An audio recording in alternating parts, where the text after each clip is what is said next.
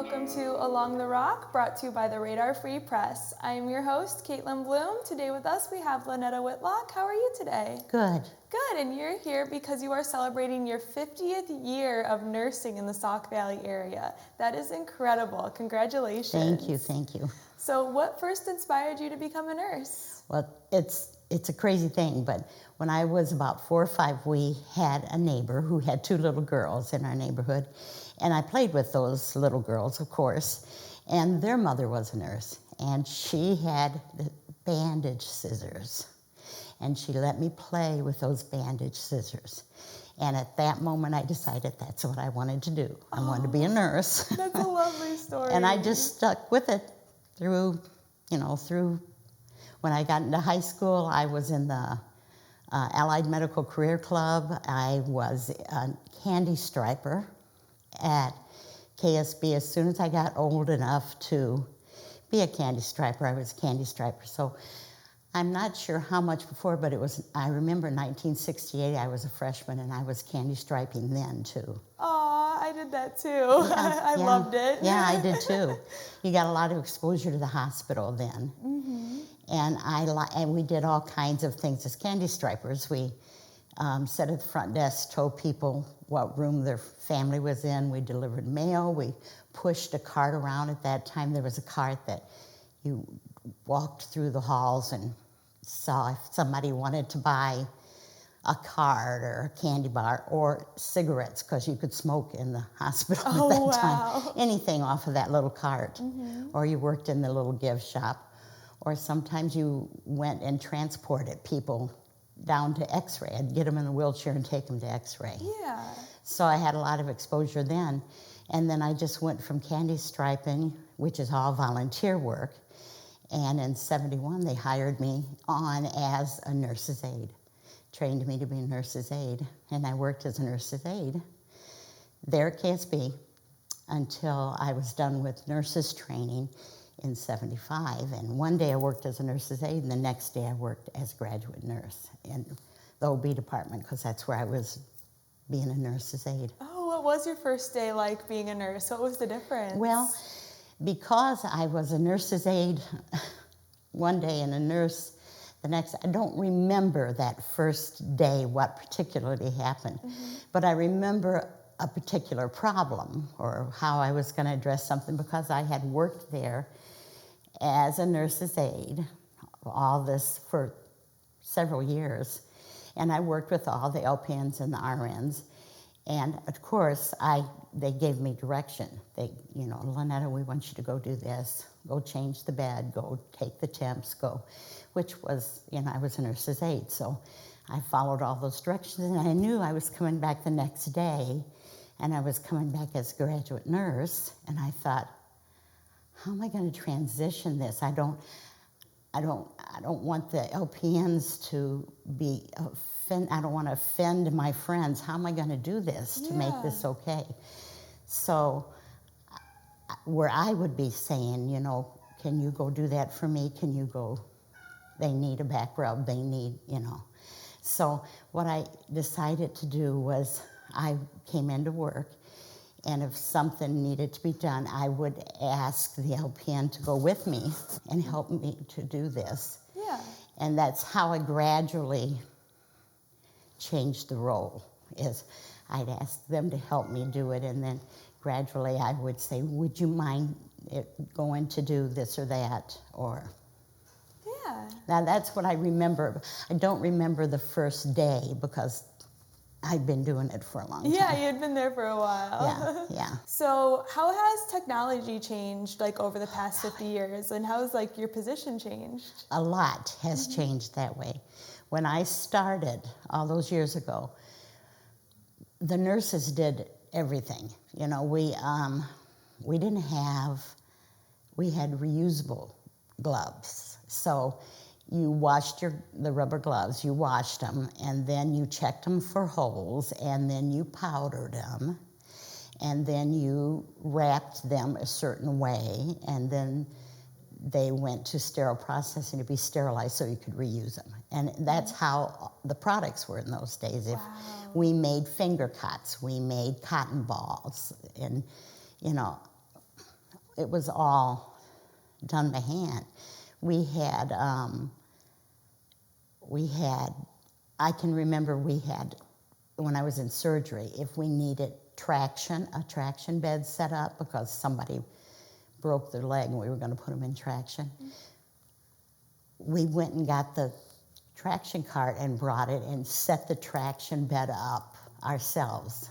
Got everything ready for that. You know, nowadays there's more departments, more specialized, so physical therapy would do that kind of stuff now, not the nurses. Just everything was more, you did it yourself. Yeah. The charting, there was no computers, there was all paper charting, and we had colors in the charts. The ink was a certain color according to what shift you worked. If you were green, if it was green, it was days. If it was blue or black, it was 3 to 11s, and if it was red, it was nights. So just simple things like that. There was no IV pumps. You had to calibrate the IV tubing, and that little wheel, you moved it and you counted, let's see, how many drips do I want this drip in a minute to get in 150 cc's an hour or whatever it was. You had to calculate it and figure it out. And then you had to check it because those wheels would get off. Wow. You'd come back every now and then and check it. Yeah, there's almost a lot more intense. A lot more hands-on type stuff. Yeah. Is there a particular time period that you just felt like was like exceptionally challenging when it came to being in the hospital? I really thought about that a lot because I had trouble thinking of anything that made it more challenging. But I do remember when I worked in surgery. I worked in surgery for 25 years. And when you work in surgery, you work during the day, and then sometimes you're on call that night because people have to be on call for emergency surgeries that come in during the night at hospitals like ours because we don't have staff, 3 to 11 and 11 to 7 there. So you would take call. And you might work all day, and then you'd be on call all night. And if it happened to be a busy night, you could work all night. Wow, yeah.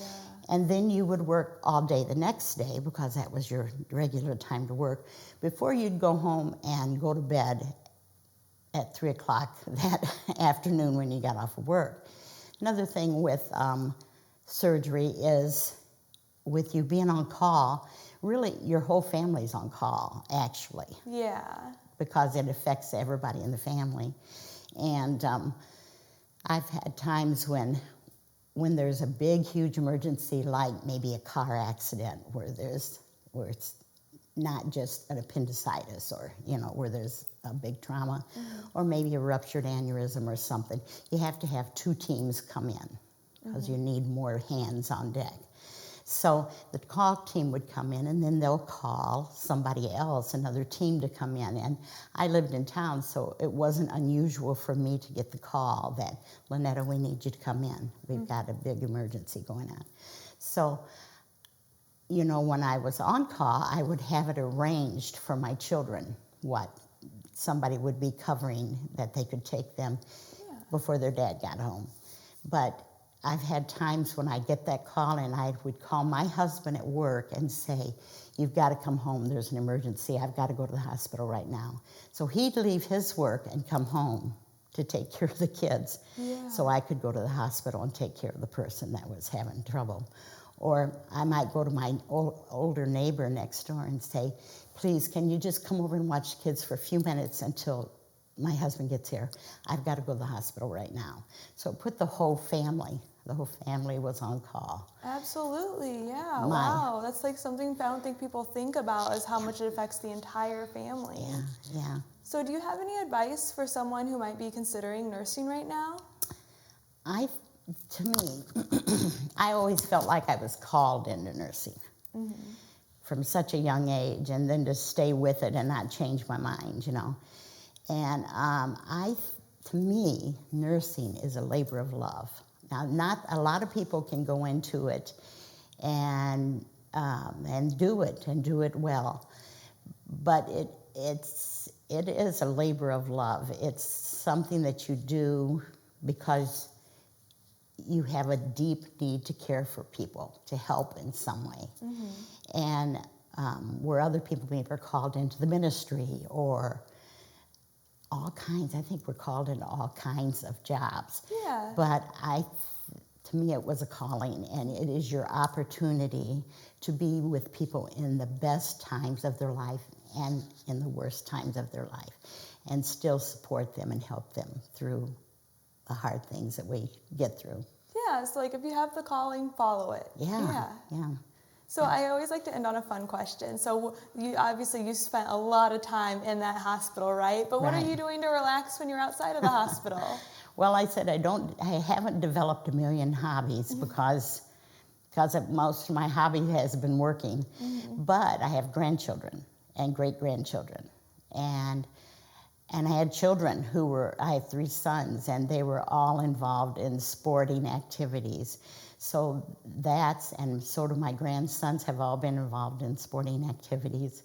My great-grandson's just getting started, so we'll see what happens there. But my granddaughter did too. She was a bowler. So that's what I did in my spare time and still do, is go to all of their events. And I mean, my mom's always there cheering on whoever's doing something at that time. Yeah, professional cheerleader. I am. There we go. That's your hobby. Little did I know I was going to be a professional cheerleader. Well, thank you, Lanetta, for being here with me today. Sure. I want to say thank you to our listeners and to our production crew as well. Remember that the Radar Free Press is free, so we do rely on those likes, shares, and comments to keep us thriving. And if you want to see more videos like this, check out theradar.online.